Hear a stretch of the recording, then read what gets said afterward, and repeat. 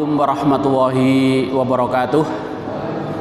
Tentang masalah najis dan cara membersihkannya. Nah, apa yang disebut dengan najis? Ya, kita pahami dulu.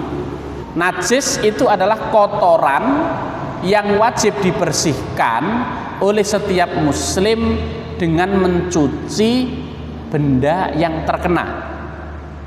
Jadi kotoran ya, yang nanti disebutkan apa saja itu begitu, yang wajib dibersihkan oleh muslim dengan mencuci benda yang terkena kotoran tersebut. Ya. Apa saja?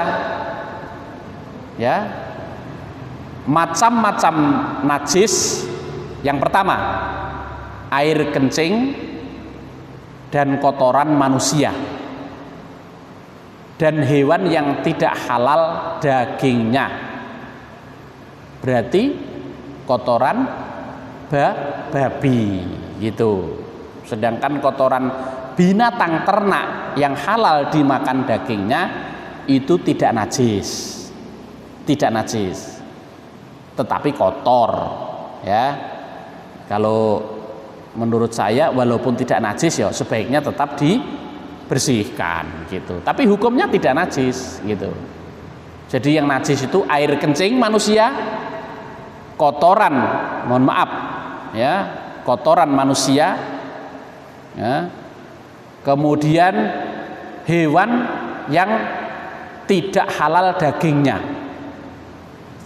telah disepakati ulama. Sedangkan kotoran hewan yang halal dimakan dagingnya, maka hukumnya najis menurut mazhab Hanafi dan Syafi'i, dan suci menurut Maliki dan Hambali.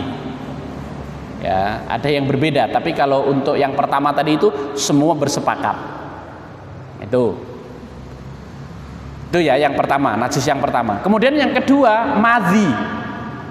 Madhi itu air putih yang lengket yang keluar ketika seseorang sedang berpikir tentang seks dan sejenisnya. Itu madhi ya. Madhi, cairan putih yang lengket yang keluar dari kemaluan yang berpikir, berkhayal tentang seks dan sejenisnya. Itu madhi. Jadi beda dengan kencing ya. Kalau kencing kan ya kita tahu kan gitu. Kemudian tentang berikutnya itu yang disebut dengan bukan madhi tapi wadi. Jadi ada madhi, ada wadi. Wadi yaitu air putih, cairan putih yang keluar setelah buang air kecil. Ya, cairan putih biasanya lebih pekat dibandingkan dengan air kencing gitu. Ya. Tapi keluarnya itu setelah buang air kecil, setelah kencing, itu disebut wadi. Itu juga najis gitu. Yang keempat, darah yang mengalir. Darah yang mengalir. Ya. Sedangkan yang sedikit itu dimakfu. Dimakfu itu dimaafkan. Ya. Menurut mazhab Syafi'i, darah nyamuk, kutu dan sejenisnya dimakfu jika secara umum dianggap sedikit. Jadi kita sholat, biasanya maghrib itu banyak nyamuk kita ceblek, nah itu kan ada darahnya, nah itu dimakfu, tidak dianggap sebagai najis, gitu maksudnya ya. Lalu berikutnya yang juga dikategorikan sebagai najis, anjing dan babi. Nah.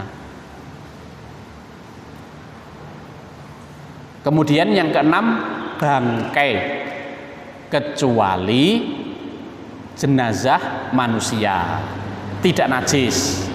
Maksudnya disebut bangkai di situ adalah selain itu, termasuk juga bangkai ikan dan belalang serta hewan yang tidak berdarah mengalir, itu tidak najis. Tapi kalau bangkai ayam, kambing, kucing dan sejenisnya itu bangkai najis gitu. ya. Sedangkan bangkai ikan dan belalang itu karena halal dimakan tidak najis. Jenazah manusia juga tidak najis. Berikutnya pembahasan tentang najisnya anjing. Nah, tentang najisnya anjing. Menurut pendapat jumhur ulama, ya, jumhur artinya mayoritas ulama, anjing najis semuanya, baik itu kulitnya, air liurnya, semua pokoknya, semua dari anjing itu najis. Berdasarkan hadis, jika anjing menjilat wadah salah seorang di antara kamu, maka tumpahkanlah ya isinya, lalu basuhlah dengan 7 kali basuhan. Hadis riwayat Muslim. Mereka kemudian mengatakan bahwa hadis ini menunjukkan najis air liurnya.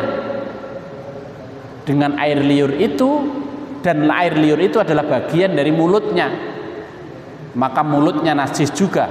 Sedangkan mulut adalah organ paling mulia, maka selebihnya lebih layak disebut sebagai najis. Itu menurut kebanyakan ulama.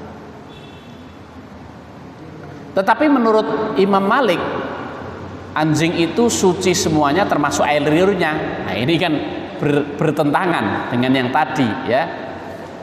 Karena berdasarkan firman Allah, maka makanlah dari apa yang ditangkapnya untukmu.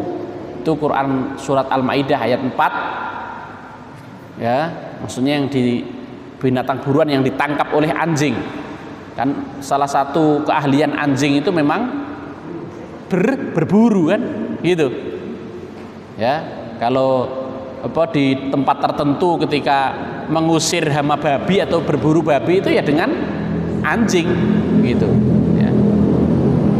Nah, di dalam surat Al-Maidah dikatakan seperti itu. Ya. Dan hewan buruan itu pasti terjilat liur anjing dan kita tidak disuruh mencucinya. Dan jika anjing melihat air, maka tidak membuatnya najis, boleh diminum, berwudu dan sebagainya.